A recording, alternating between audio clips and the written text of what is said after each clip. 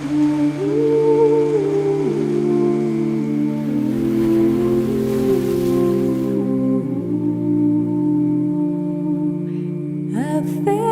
Maria, cheia de graça, o Senhor é convosco.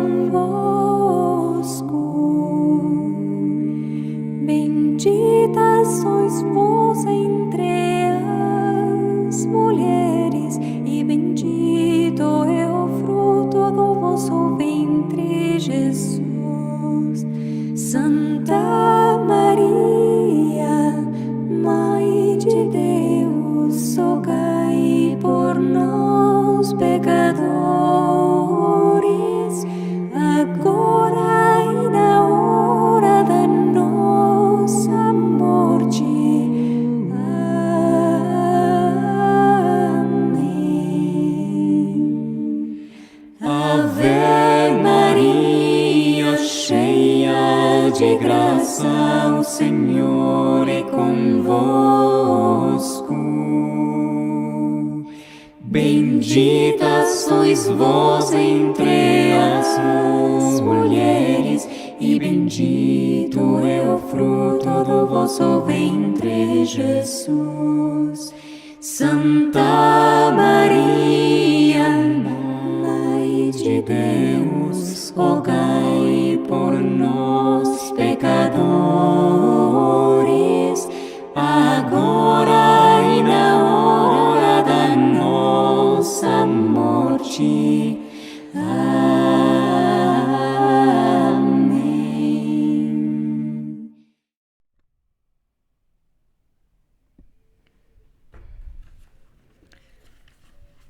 Livro da Vida, obras completas pela doutora Santa Teresa de Jesus, mais conhecida como Santa Teresa d'Ávila. Edições Carmelo. A tradução é do Carmelo do Coração Imaculado de Maria, Porto. Canal Le Conde. Caros ouvintes, caso gostem do que será lido, por favor, adquiram um livro. E caso gostem do meu trabalho, possam, devam e queiram auxiliá-lo, centavos serão bem-vindos, seja via Pix, PayPal, Apoia-se ou Vaquinha.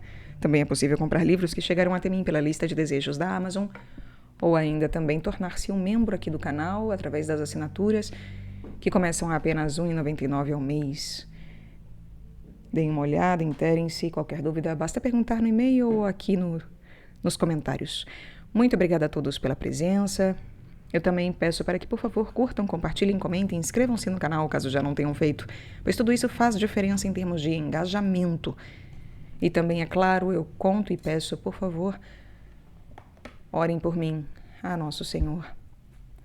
Conto com a oração de todos vocês e desejo a todos que Deus vos abençoe, vos guie, vos guarde e também uma boa escuta. No Livro da Vida, estamos no capítulo 20. Trata da diferença que há entre a união e o arroubamento. Diz alguma coisa do bem que recebe a alma a quem Deus, por sua bondade, faz esta mercê. Quereria saber declarar, com o favor de Deus, a diferença que há entre união e arroubamento. Arroubamento ou rapto, ou o que chamam de voo de espírito ou arrebatamento, é tudo um. Digo que estes diferentes nomes são tudo uma e mesma coisa e também se chama êxtase. É grande a vantagem que leva à união. Seus efeitos são muito maiores e realiza outras muitas operações. É que a união parece princípio e meio e fim, e assim é quanto ao interior.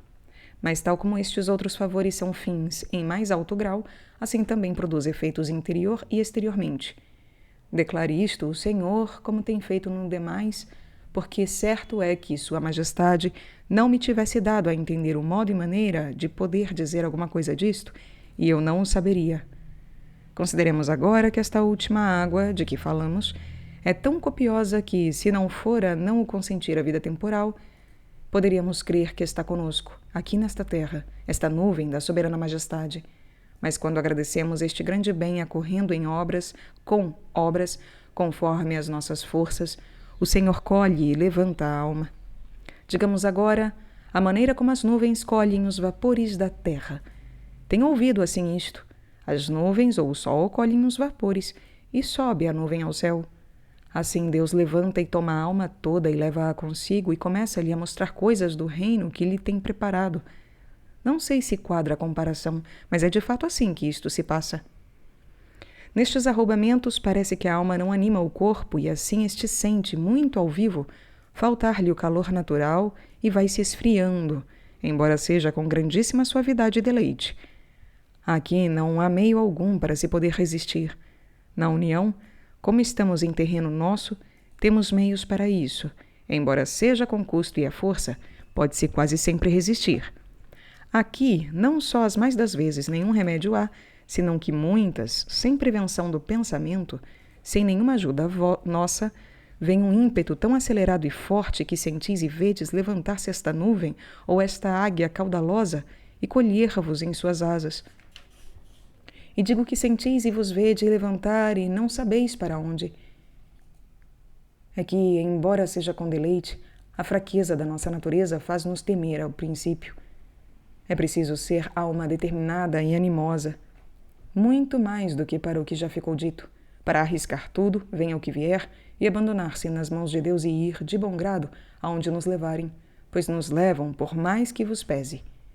E é em tanto extremo que muitas vezes quisera eu resistir, e emprego todas as minhas forças, em especial algumas quando é em público, outras a só, temendo ser enganada. Em algumas podia eu algo, porém com grande quebrantamento, como quem peleja com um homem zarrão forte, ficava eu depois cansada. Outras era impossível resistir, senão que me levava a alma e quase de ordinário a cabeça ia atrás dela sem eu a poder deter e algumas vezes todo o corpo a ponto de o levantar. Isso tem sido poucas vezes. Uma delas foi quando estávamos todas juntas no coro e indo a comungar, estando de joelhos. Deu-me isto grandíssima pena, pois me parecia coisa muito extraordinária e logo haveria de ser muito notada. Assim mandei às irmãs, porque foi agora, depois que tenho o ofício de prioresa, que não o dissessem. De outras vezes, em começando a ver que o Senhor ia fazer o mesmo, estendia-me no chão e aproximavam-se a deter-me o corpo, e, no entanto, não deixava de se ver. Uma delas foi estando presentes senhoras principais, pois era a festa do orago durante o sermão. Supliquei muito ao Senhor que jamais quisesse dar-me mercês que tivessem mostras exteriores, porque eu já estava cansada de andar em tanta conta, e aquela mercê podia me fazer o Senhor sem que se percebesse. Parece que por sua bondade foi servindo de me ouvir, foi servido de me ouvir, pois nunca até agora a tenho tido. Verdade é que foi há pouco. É assim que me parecia quando queria resistir, que desde a sola dos pés me levantavam forças tão grandes que não sei a que as comparar. Eram como muito mais ímpeto que estas outras coisas de espírito de que tenho falado, e assim ficava feita em pedaços, porque é grande peleja. Enfim, de pouco aproveita quando o Senhor quer, pois não há poder contra o seu poder. Outras vezes, é ele servido em contentar-se com que vejamos que nos quer fazer a mercê e que não falha por parte de Sua Majestade. Resistindo-se por humildade, deixa os mesmos efeitos, como se de todo se consentisse. Naqueles a quem faz isto, grandes são os efeitos. O primeiro é mostrar-se o grande poder do Senhor, e como da nossa parte não temos nenhum, quando Sua Majestade quer para deter o corpo, e tampouco a alma, nem somos senhores dele. Mas, por muito que nos pese, vemos que há alguém superior, e que estas mercês são dadas por ele, e que por nós mesmos não podemos nada em nada. Imprime-se muita humildade, e até confesso que me fez grande temor ao princípio, e grandíssimo, ver-se assim levantar um corpo da terra, embora o espírito o leve atrás de si, e seja com grande suavidade, se não se resistisse. Não se perdem os sentidos. Eu pelo menos estava em mim, de maneira que podia compreender que era levada. Mostra a majestade de quem pode fazer aquilo, que se eriçam os cabelos e fica em grande temor de ofender a tão grande Deus. Isto envolto em grandíssimo amor que se cobra de novo a quem vemos que o tem tão grande a um verme tão podre, que parece não se contentar com levar a si tão deveras a alma, senão que também quer o corpo, ainda que tão mortal e de terra tão suja, como se tornou por tantas ofensas. Também deixo um desapego estranho que eu não saberei dizer como é.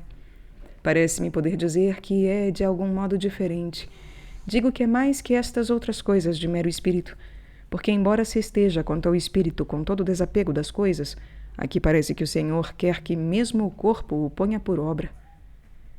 Cria-se uma estranheza nova para com as coisas da terra, que torna a vida muito mais penosa. Depois dá um pesar que nem podemos atrair, nem uma vez vindo se pode afastar. Muito quisera eu dar a entender esta grande pena, e creio que não poderei. Mas alguma coisa direi, se souber. Há de se notar que estas coisas que agora digo são muito lá para o fim, depois de todas as visões e revelações que mais adiante escreverei. E no tempo em que costumava ter oração, no qual o Senhor me dava tão grandes gostos e regalos. Agora, ainda que isto não cesse algumas vezes, o mais frequente e o mais de ordinário é esta pena que agora direi. Ora é maior, ora menor. De quando é, mais quero eu agora falar. Ainda que mais adiante falarei destes grandes ímpetos que me davam quando o Senhor me quis dar os arroubamentos, os quais não têm, a meu parecer, tanta comparação com isto, como uma coisa muito corporal com uma muito espiritual, e creio que não o encareço muito. É que parece que aquela pena, embora assinta a alma, é em companhia do corpo. Ambos parecem participar dela, mas não com o extremo do desamparo desta, para o qual, como tenho dito, não pomos nada da nossa parte. Assim, muitas vezes, a deshoras, vem um desejo que não sei como se move, e este desejo, que penetra toda a alma num momento, ela começa a afligir-se tanto que sobe muito acima de si e de todo o criado. Põe a Deus tão alheia a todas as coisas que, por muito que se esforce, nenhuma lhe parece haver sobre a terra que a acompanhe. Nem ela o quisera, senão morrer naquela soledade, naquela solidão. Se lhe falam, e se ela quiser empregar toda a sua força para responder, de pouco lhe aproveita, porque o seu espírito, por mais que ela faça, não se aparta daquela soledade.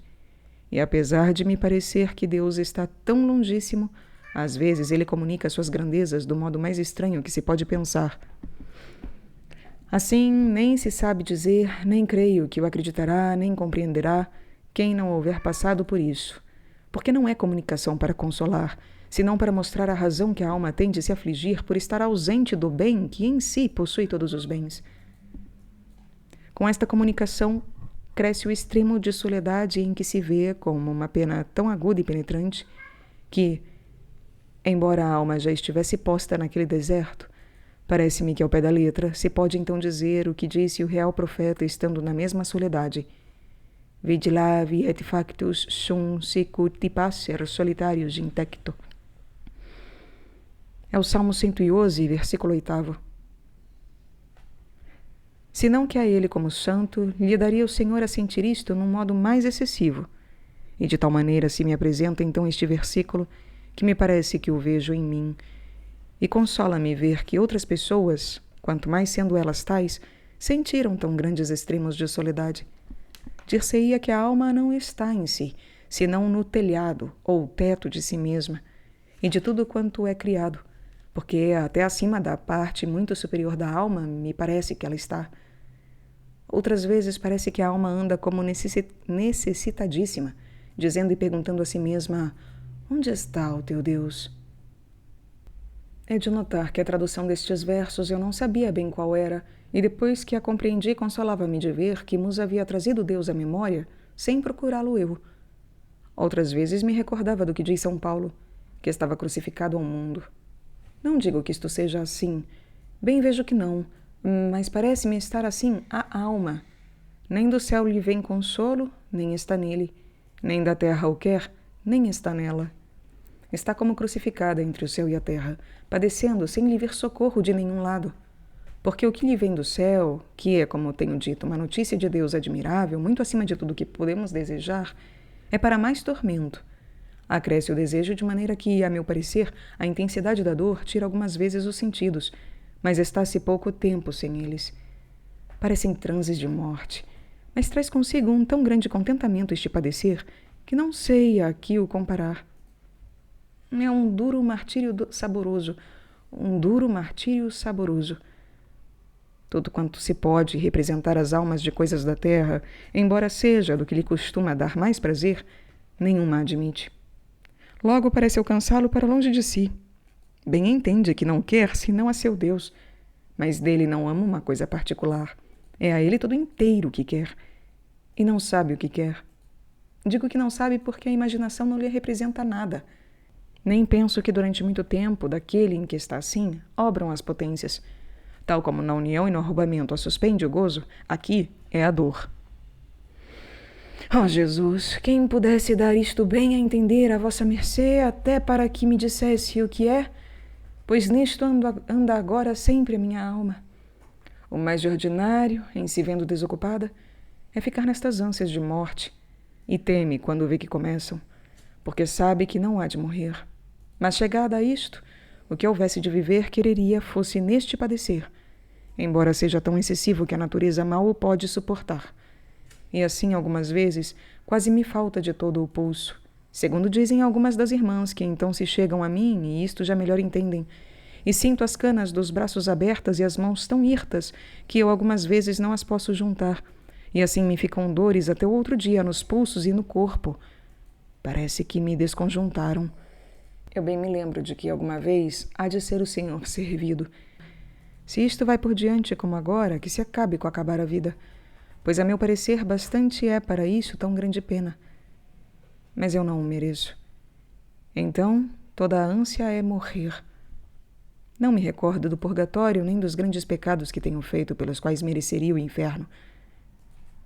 Tudo se me ouvida com aquela ânsia de ver a Deus, e aquele deserto e soledade parece melhor à alma que toda a companhia do mundo. Aquele deserto e soledade parece melhor à alma que toda a companhia do mundo. Se alguma coisa lhe pudesse dar consolo, é tratar com quem tivesse passado por este tormento. Mas ver que, embora se queixe dele, ninguém, segundo lhe parece, há de acreditar. Também a tormenta ser esta pena tão grande que não quisera solidão como em outras, nem companhia, a não ser com quem se pudesse queixar. E como quem tem a corda ao pescoço e se está afogando e procura tomar fôlego, assim parece-me que este desejo de companhia provém da nossa fraqueza, porque nos põe em perigo de morte. Isto sim, de certo que o faz, e tenho-me visto nesse perigo algumas vezes com grandes enfermidades e circunstâncias, como tenho dito, e creio poder dizer que este é tão grande como todos os demais. E assim, o desejo que o corpo e a alma têm de não se apartarem é que faz pedir socorro para tomar fôlego e, com dizê-lo e queixar-se e distrair-se, buscar remédio para viver, muito contra a vontade do espírito ou da parte superior da alma, que não quereria sair desta pena. Não sei se atino no que digo, ou se eu sei dizer, mas bem me parece isto passar-se assim. Veja a vossa mercê que descanso posso ter nesta vida. Pois o que eu tinha, que era a oração e soledade, porque ali me consolava o Senhor, é agora de ordinário este tormento. É porém tão saboroso, e a alma vê que é de tanto preço, que já lhe quer mais que a todos os regalos que costumava ter. Parece-lhe mais seguro, porque é caminho de cruz, e contém em si um gosto de muito valor, a meu parecer, porque dele não participa o corpo, senão da pena somente, e é a alma a que padece e goza sozinha do gozo e contento que dá este padecer. Eu não sei como isto possa ser, mas sei que é assim. E segundo penso, eu não trocaria esta mercê que o Senhor me faz e muito de sua mão e, como tenho dito, nada adquirida por mim, porque é muito sobrenatural, por todas as que depois direi. Não digo todas juntas, senão tomada cada uma de per si. E não se deixe de ter na lembrança que estes ímpetos são depois de tudo o que vai escrito neste livro. Hein? Digo, depois das mercês que ali se dizem ter-me feito o Senhor. É nisto que ele me tem atualmente. Estando eu a princípio com temor, como me acontece quase sempre a cada nova mercê que ele me faz, que me faz o Senhor, até que com a continuação sua majestade me infunde segurança, ele disse-me que não temesse e a tivesse em mais conta que a todas as que me tinha feito. Nesta pena se purifica a alma e se lavra e apura, tal como o ouro no crisol, a fim de melhor poder receber os esmaltes de seus dons, e que ali se purificava pelo que havia de estar no purgatório. Bem entendia que era grande mercê, mas fiquei com muito mais segurança e o meu confessor disse-me que era bom, e embora eu temesse por ser tão ruim, nunca pude crer que fosse mal. Era antes o muito sobrado bem que me fazia temer, lembrando-me quão quão mal o havia merecido. Bendito seja o Senhor, que tão bom é. Amém. Vejo que saí do meu propósito, porque comecei a falar de arrombamentos, e isto que digo é ainda mais, e assim deixo os efeitos mencionados. Agora voltemos aos arrombamentos, ao que neles acontece mais ordinário. Digo que muitas vezes me parecia que me deixava o corpo tão leve que dele me tirava todo o peso, e algumas era tanto a força que quase não me apercebia pôr os pés no chão. Pois quando a alma está em arrombamento, o corpo fica muitas vezes como morto, sem nada poder fazer de si, e tal como é tomado por este arrombamento, assim se fica sempre, ou sentado, ou mãos abertas, ou fechadas. E ainda que poucas vezes se percam os sentidos, algumas têm-me acontecido de os perder de todo, porém poucas vezes e por pouco tempo. De ordinário o sentido turva-se, e ainda que nada possa fazer por si quanto ao exterior, não deixa de entender e ouvir, mas como de longe. Mas digo que entenda e ouça quando está no maior auge deste ímpeto. Chamo-o mais subido, aos momentos em que se perdem as potências, porque estão muito unidas com Deus. Porque então não vê, nem ouve, nem sente, segundo me parece. Mas como disse na oração de união de que falei atrás, esta transformação da alma toda em Deus dura pouco. Mas isso que dura, nenhuma potência se sente, nem sabe o que ali passa. Deve ser para que não se compreenda enquanto vivemos na terra. Pelo menos Deus não o quer, por não termos capacidade para isso. Tenho-o visto por mim. Perguntar-me-á vossa mercê como é que, algumas vezes, dura tanto tempo o arrombamento. Muitas vezes o que se passa comigo é que, como disse na oração passada, se goza com intervalos, e muitas vezes se engolfa a alma ou a engolfa o Senhor em si, para melhor dizer, e, detendo-a assim um pouco, ele se fica só com a vontade. Parece-me que este bulício destas outras duas potências é como o de uma linguetazinha destes relógios de sol, que nunca para. Mas quando o sol da justiça quer, fala-as deter. Isto digo é pouco tempo, mas como foi grande o ímpeto e levantamento de espírito, embora estas potências tornem a mexer-se, permanece engolfada à vontade, e como senhora de tudo, faz aquela operação no corpo. Já que as outras duas potências buliçosas a querem estorvar, e de inimigos os menos, não a estorvem também os sentidos. E assim faz com que estejam suspensos, porque assim o quer o Senhor. E na maior parte das vezes estão cerrados os olhos, ainda que não os queiramos cerrar, e se algumas vezes estão abertos, como já disse, não se atina nem se adverte no que se vê. Aqui é muito menos o que o corpo pode fazer por si, para que quando se tornarem as potências a juntar, não haja tanto o que fazer. Por isso, a quem o Senhor der isto, não se desconsole quando se veja assim atado ao corpo durante muitas horas e o entendimento e a memória às vezes distraídos. Verdade é estarem estas potências de ordinário embebidas em louvores a Deus ou em querer compreender o que se passou por elas e ainda para isto não estão bem despertas, senão como uma pessoa que tenha dormido muito e sonhado e ainda não acabou de despertar. Declaro-me tanto nisto porque sei que há agora, mesmo neste lugar de Ávila, pessoas a quem o Senhor faz estas mercês. E se os que as governam não passaram por isso, parecer-lhes-á talvez que elas hão de estar como mortas no arrombamento, em especial se não são letrados. E é lástima o que se padece com os confessores que não compreendem, como direi depois. Porventura não sei o que digo. Vossa mercê o entenderá, se eu atinar em alguma coisa, pois o Senhor já lhe deu experiência disso, embora não é de muito tempo, e talvez não o tenha ainda considerado tanto como eu. Assim é que, embora muito procure fazê-lo durante bom espaço de tempo, não há forças no corpo para se poder menear. Todas as levou consigo a alma. Muitas vezes fica sã, pois estava bem enfermo e cheio de grandes dores, e com mais capacidade, porque é grande coisa o que ele se dá, e quer o Senhor algumas vezes, como repito, que goze o corpo, pois já obedece ao que a alma quer. Depois que volta a si, se foi grande o arrombamento, acontece andar em um dia ou dois e até 3, tão absortas as potências ou a alma como embevecida, que parece não anda em si. Aqui é a pena de ter de voltar a viver. Aqui o nascerem-lhe asas para bem voar. Já lhe caiu a penugem. Aqui se levanta já de todo a bandeira por Cristo, pois outra coisa não parece senão que o alcaide-mor desta fortaleza subiu e que o levaram à torre mais alta a levantar bandeira por Deus. Olha para os de baixo como quem está a salvo. Já não teme os perigos, antes os deseja, como pessoa a quem de certa maneira lhe foi dada a segurança da vitória. Aqui se vê muito claramente o pouco em que tudo o que é cá de baixo se há de estimar, e a ninharia que tudo é. Quem está no alto alcança muita coisa.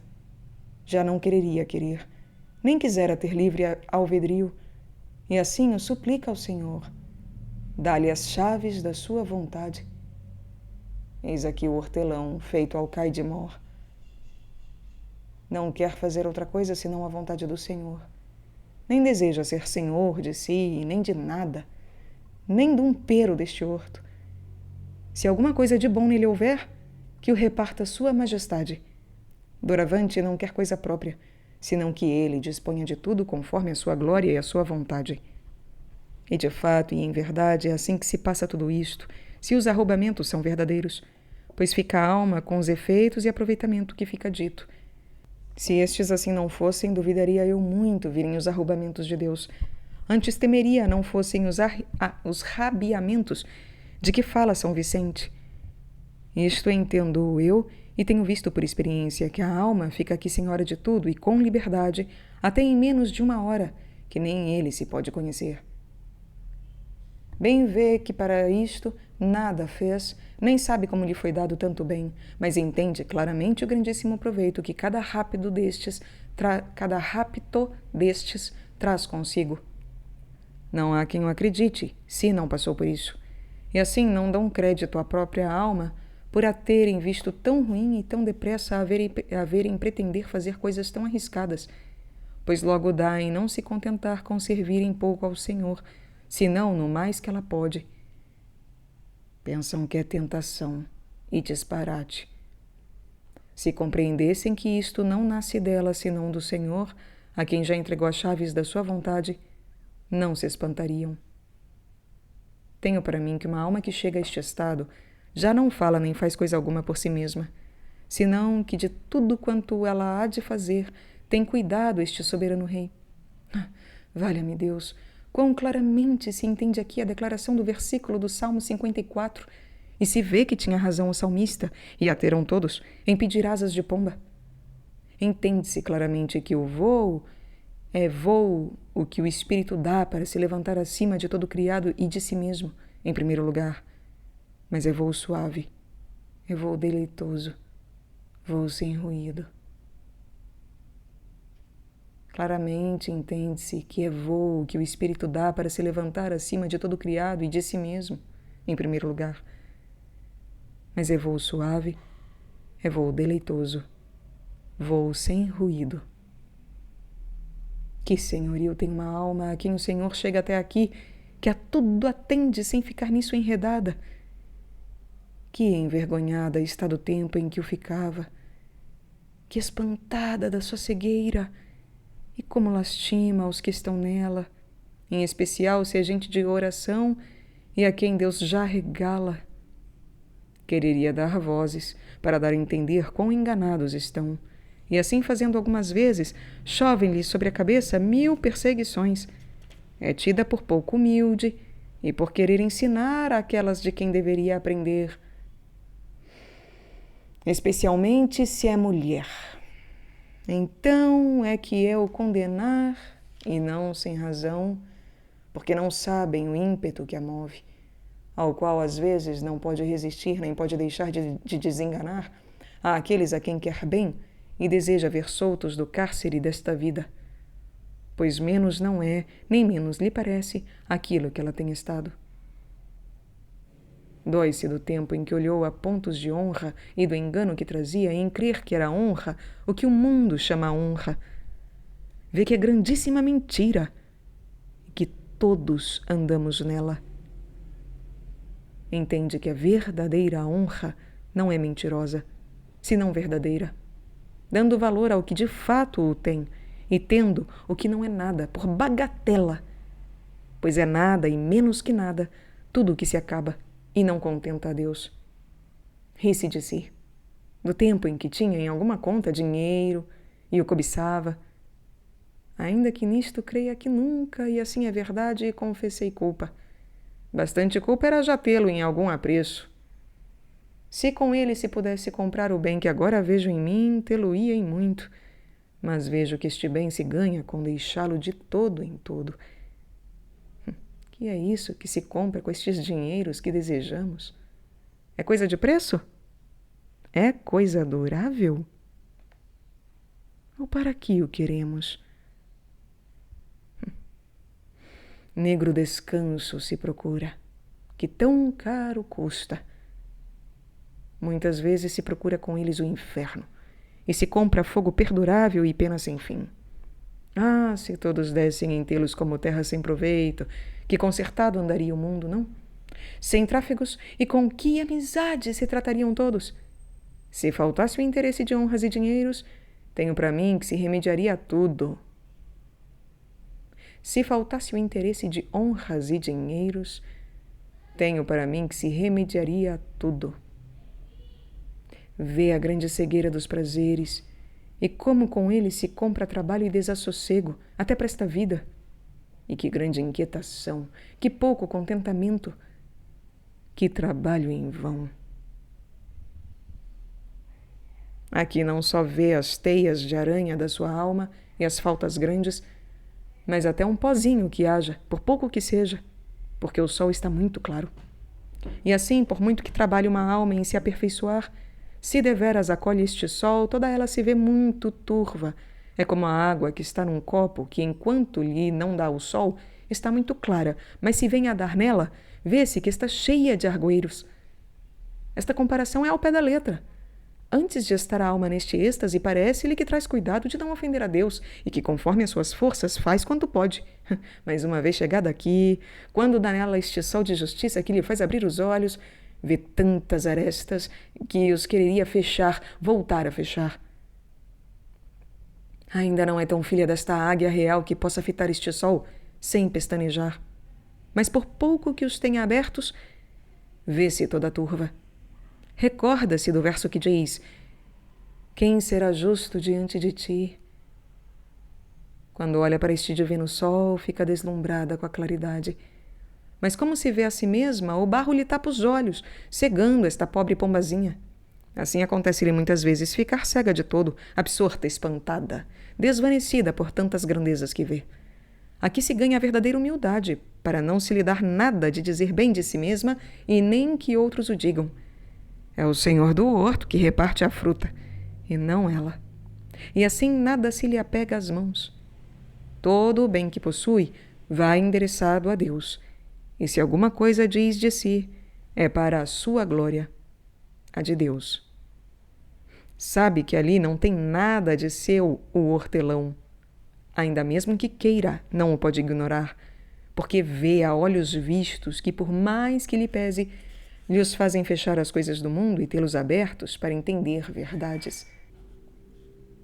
Capítulo 21. Prossegue e acaba este último grau de oração. Diz o que a alma sente por continuar a viver no mundo, e como o Senhor a esclarece dos enganos deste mesmo mundo. Pois acabando o que ia dizendo, digo que Deus não tem aqui necessidade de consentimento da alma, já lhe o deu, e sabe que voluntariamente se entregou em suas mãos e que não o pode enganar, porque é sabedor de tudo. Deus não tem aqui necessidade do consentimento da alma, já lhe o deu, e sabe que voluntariamente se entregou em suas mãos e que não o pode enganar, porque é sabedor de tudo. Não é como aqui que toda a vida está cheia de enganos e falsidades. Quando pensais que tendes conquistado um coração, segundo se vos mostra, vindes a descobrir que tudo é mentira. Não há quem viva em tanto desassossego, em especial se mete de permeio um pouco de interesse. Bem-aventurada a alma que o Senhor traz a entender verdades. Ah, que estado este para os reis! Como lhes valeria muito mais procurá-lo! Que grande senhorio! Que retidão não haveria no reino, hein? Quantos males não se evitariam e teriam evitado! Aqui não se teme perder nem vida nem honra, por amor de Deus. E que grande bem este para quem está mais obrigado a olhar a honra do Senhor do que todos os inferiores. Assim hão de ser os reis a quem se segue. Por um ponto de aumento na fé, e por se ter dado em algumas coisas luz aos hereges, perderia 1000 reinos, e com razão. Outro ganhar é de um reino que não se acaba. Com uma só gota, que uma alma provê de água que nele há, lhe causa asco tudo o que é de cá. Pois quando estiver de todo engolfada, que será? Ó Senhor, se me desses estado para dizer isto em altas vozes, não me acreditariam, como fazem a muitos que o sabem dizer de outro modo do que eu, mas ao menos sentir-me-ia satisfeita. Teria em pouco a vida para dar a entender uma só verdade destas, julgo eu. Depois não sei o que faria, que não há que fiar em mim, fiar de mim. Sendo eu, porém, a que sou, dão-me tão grandes ímpetos de dizer isto aos que governam, que me desfazem. E por não poder mais, volto-me para vós, Senhor meu, a pedir-vos remédio para tudo. E bem sabeis vós que mui de boa vontade me despojaria das mercês que me tendes feito, contanto que ficasse em estado de vos não ofender, e as daria aos reis, porque sei que seria impossível consentir em eles coisas que agora se consentem, nem deixar de haver grandes bens. Ó Deus meu, dai-lhes a entender aquilo a que estão obrigados, pois vós os quisestes assinalar na terra, de modo que até tenho ouvido dizer que assinais no céu quando levais algum deles. Quando nisto penso, certo é, rei meu, fazer-me devoção, ou vós quererdes que até nisto eles entendam que vos devem imitar em vida, pois que de algum modo a sua morte há sinal no céu, como quando vós morrestes. E muito me atrevo, muito me atrevo. Rasgue isto, vossa mercê, se mal lhe parece, e creia que lhe diria melhor em presença deles, se pudesse ou pensasse que me haviam de acreditar, porque os encomendo muito a Deus, e quereria fosse com proveito. Tudo isto faz venturar a vida, que desejo muitas vezes perder.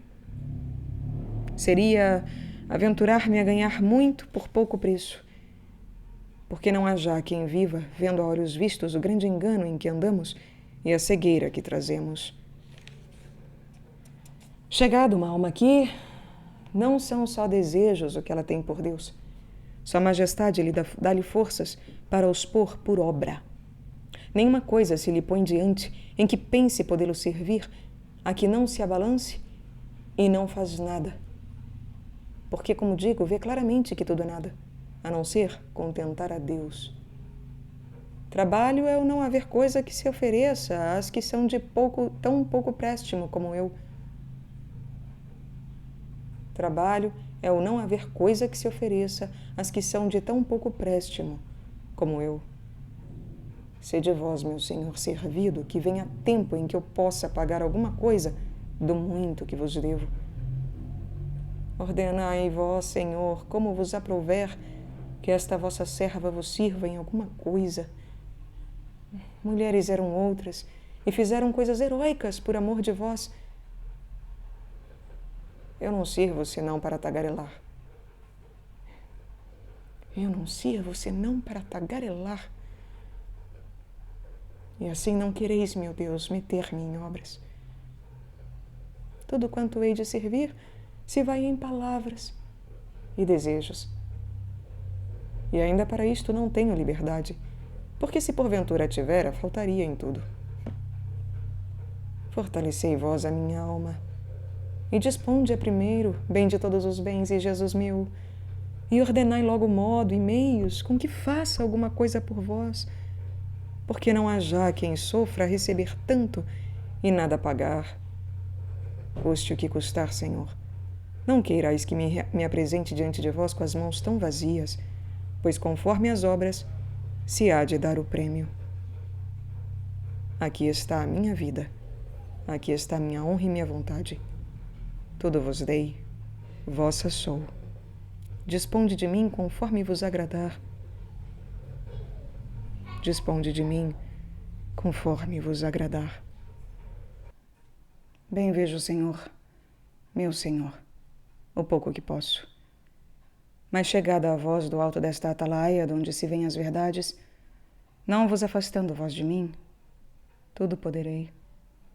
Se vos afastais, por pouco que seja, irei para onde estava, que era o inferno. E o que é uma alma que se vê aqui ter de voltar a tratar com todos, olhar e ver a farsa desta vida tão mal consertada. Gastar tempo a cuidar do corpo, dormindo e comendo. Tudo a cansa. Não sabe como fugir. Vê-se encadeada e presa. Sente então mais verdadeiramente o cativeiro que trazemos com os corpos e a miséria da vida. Conhece a razão que tinha São Paulo de suplicar a Deus que o livrasse dela. Dá vozes como ele. Pede a Deus liberdade, como outras vezes tenho dito. Aqui, porém, é com tão grande ímpeto que muitas vezes parece que a alma quer sair do corpo a buscar esta liberdade, já que não a tiram dele. Anda como que vendida em terra estranha, e o que mais a aflige é não encontrar muitos que se queixem com ela e peçam isto mesmo, senão que o mais de ordinário é desejar viver. Ah, se não estivéssemos apegados a nada, nem tivéssemos posto nosso contentamento em coisa alguma da terra, como a pena que sentiríamos em viver sempre sem ele temperaria o medo da morte com o desejo de gozar da vida verdadeira. Considero algumas vezes que, se uma como eu, e apesar de ter tão tíbia caridade e tão incerto o descanso verdadeiro por não terem merecido minhas obras, sinto muitas vezes, só por o Senhor me ter dado esta luz, tão grande pesar de me ver neste desterro. Então, qual não seria o sentimento dos santos, se uma como eu, apesar de ter tão tíbia caridade e tão incerto descanso verdadeiro, por não terem merecido as minhas obras, sinto muitas vezes, só por o Senhor me ter dado esta luz, tão grande pesar de me ver neste desterro, qual não seria o sentimento dos santos que devem ter passado São Paulo, a Madalena e outros semelhantes em quem tão crescido estava este fogo de amor de Deus? Devia ser para eles um contínuo martírio. Parece-me que me dá algum alívio e descanso o trato de pessoas a quem posso falar destes desejos. Digo, desejos com obras, porque há algumas pessoas que se julgam estar desprendidas de tudo. Assim o apregoam e havia de ser, pois o seu estado e os muitos anos que há desde que alguns começaram o caminho de perfeição assim o pede. Contudo, esta alma conhece bem e de longe os que o são só de palavras, ou os que já confirmaram estas palavras com obras. É que já compreendem o pouco proveito que dão uns e o muito os outros. É coisa que quem tem experiência vê muito claramente. São, pois, estes os efeitos que realizam os arroubamentos quando são do Espírito de Deus. Verdade é que há mais e menos. Digo menos porque no princípio, embora cause estes efeitos, não estão experimentados com obras, e assim não se pode entender que os tem. Também vai crescendo a alma em perfeição, procurando que não haja memória da teia de aranha, e isto requer algum tempo. E quanto mais cresce nela o amor e humildade, maior cheiro exalam de si estas flores de virtudes, para ela e para os outros. Verdade é que, num rapto destes, o Senhor pode operar de maneira a que fique a alma pouco trabalho em adquirir a perfeição.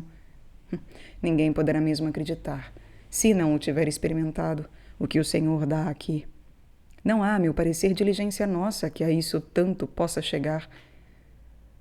Não digo que, com o favor do Senhor, trabalhando a alma durante muitos anos e servindo-se dos meios que descrevem os que têm escrito sobre oração, seus princípios e meios, não cheguem à perfeição.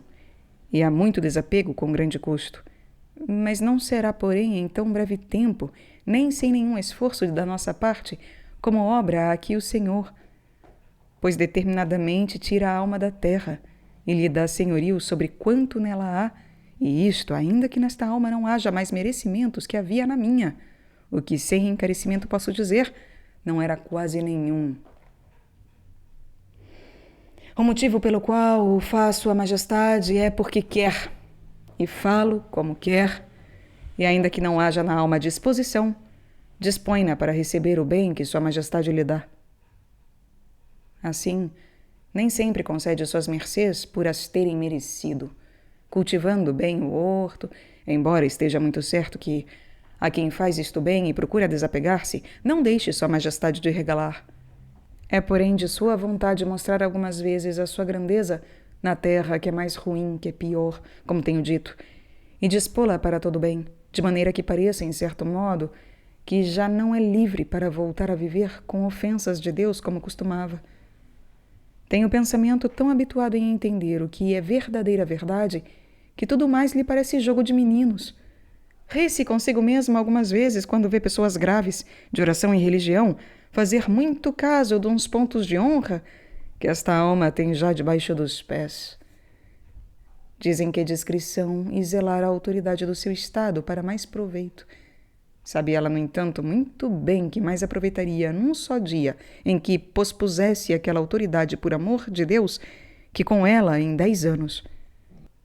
Assim vive esta alma vida trabalhosa e sempre com cruz, mas vai em grande aumento. Quando se dá a conhecer aos que com ela tratam, veem que está lá muito no cume, e dentro em pouco estará muito mais melhorada, porque Deus a vai favorecendo sempre mais. É alma sua. É Ele que a tem já a seu cargo e assim a ilumina. Dir-se-ia que com a sua assistência a está sempre guardando para que não o ofenda e favorecendo e despertando para que o sirva. Chegando a minha alma a ponto de que Deus lhe fizesse esta tão grande mercê, cessaram os meus males, e o Senhor deu-me fortaleza para sair deles. Já tanto se me dava estar metida nas ocasiões e com pessoas que me costumavam distrair, como não. Antes até me ajudava o que me costumava a causar dano. Tudo me era depois meio para conhecer mais a Deus e amá-lo, e ver o que lhe devia e ter pesar do que eu havia sido. Bem entendia eu que aquilo não vinha de mim, nem o tinha ganho com minhas diligências, pois não tinha até havido tempo para isso. Sua Majestade havia me dado fortaleza para isso só por sua bondade. Até agora, desde que o Senhor me começou a fazer esta mercê destes arroubamentos, sempre tem vindo crescendo esta fortaleza, e Ele, por sua bondade, tem me tido de sua mão para eu não voltar atrás. Nem mesmo me parece, e assim é, que faço alguma coisa de minha parte, senão que entendo claramente que o Senhor é o que opera. E por isto me parece que almas a quem o Senhor faz estas mercês, indo com humildade e temor, sempre compreendendo que o Senhor mesmo é quem o faz e nós quase nada, se podem meter entre qualquer gente. Por mais divertida e viciosa que seja, nada fará ao caso, nem a moverá em nada. Antes, como tenho dito, a ajudará e ser-lhe-á motivo para tirar muito maior proveito. São já almas fortes que o Senhor escolhe para fazer bem às outras, ainda que esta fortaleza não lhes venha delas. Pouco a pouco, em chegando até aqui uma alma, o Senhor vai lhe comunicando segredos muito grandes. Aqui é que são as verdadeiras revelações, êxtases e as grandes mercês e visões. E tudo contribui para humilhar e fortalecer a alma e faz com que tenha em menos conta as coisas desta vida e conheça mais claramente as grandezas do prêmio que o Senhor tem preparado para os que o servem.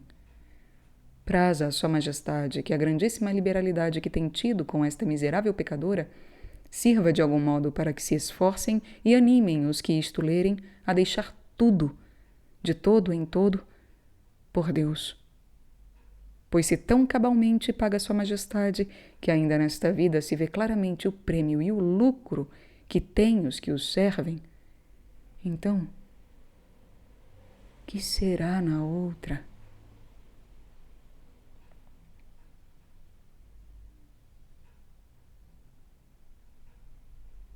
Se tão cabalmente paga Sua Majestade que ainda nesta vida se vê claramente o prêmio e o lucro que têm os que os servem,